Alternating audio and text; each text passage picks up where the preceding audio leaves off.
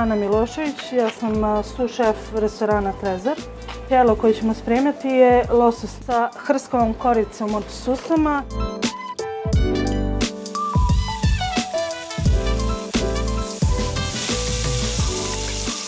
Pošto smo zapekli koricu i markirali ga, stavit ćemo ga u konvektomat na 6 minuta.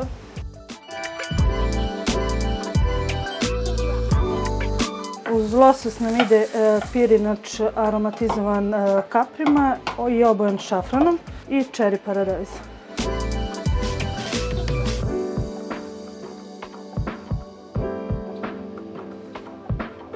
I ovim smo završili savršeno mediteransko jelo.